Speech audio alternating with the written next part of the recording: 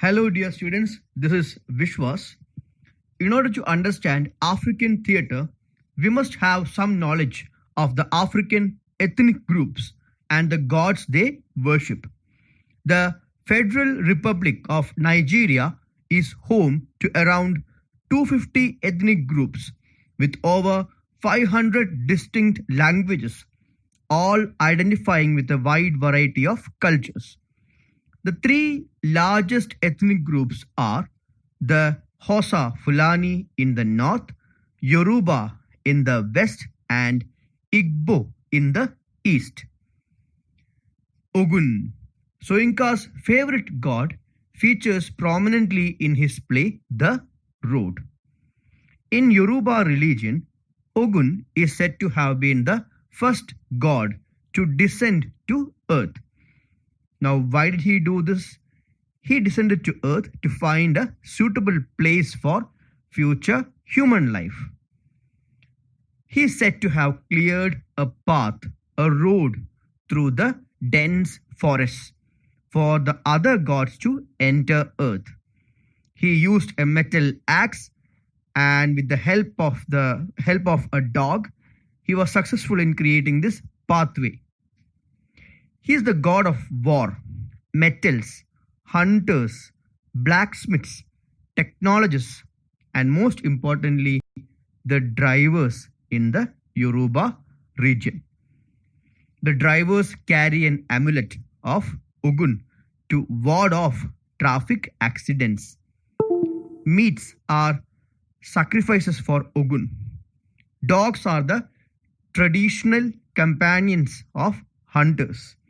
And Ogun's personality is also said to be dog-like, is very aggressive and able to face danger and is straightforward. Ogun is the protector and punisher of the people who use the road. In the festivals honoring him, chosen ones will wear masks of Ogun and perform the rituals. He is always represented with a carving of a snake eternally devouring its own tail. In our play, The Road, the drivers' festival is known as the Ajimo Festival. Ajimo Festival is held in honor of various Yoruba gods, especially Ajimo, the chameleon, who is the messenger god of the head god Olorun. Ogun, the god of the drivers and the patron of the people who use the road, is also worshipped during this festival. Soyinka uses both these terms in various contexts. Now, dogs are usually sacrificed to appease Ogun. So what happens in the festival? The chosen people will wear masks and costumes and perform ritual dances. Palm wine is served during the festival.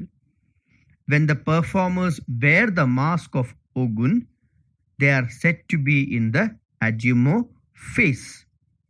It's a possessed state, similar to the oracle in Hindu temples. That just like Velichappadu. The person in this Ajimo phase is called an Egungun. So Egungun is the mask wearer. He is said to be transcending or crossing the boundaries between the world of the mortals and that of the gods. This is what is meant by the phrase cult of dissolution. ആ ശരീരമില്ലാതെയായി ദേവതകളുടെ ലോകത്തിലേക്ക് പോയിക്കൊണ്ടിരിക്കുകയാണ് ഈ ദൈവം ഉള്ളിലേക്ക് ചെന്നിട്ട്. So it's in a possessed state. The Egungun is becoming one among the gods. In this phase, he is said to know all kinds of secrets and the ultimate truth about life and death. The preface of the play, The Road, has a poem with references to this Ajimo rituals. The play takes place during the festival. The professor in the play, The Road, is after this knowledge which he calls the word. It is the ultimate knowledge about life and death. Equivalent will be Brahmatnyanam or the Purula or Paramamaya Satyam in Hindu mythology, the ultimate knowledge. Morano in the play was struck by the truck of Cotonu when he was in this Agimo phase.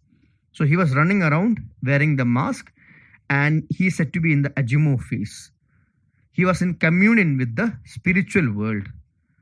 And unfortunately, when he was struck by the truck, he is neither dead nor alive. He is trapped in this phase. It's like a limbo. Now, since he is in communication with the gods, the professor believes Morano will reveal the meaning of the word to him.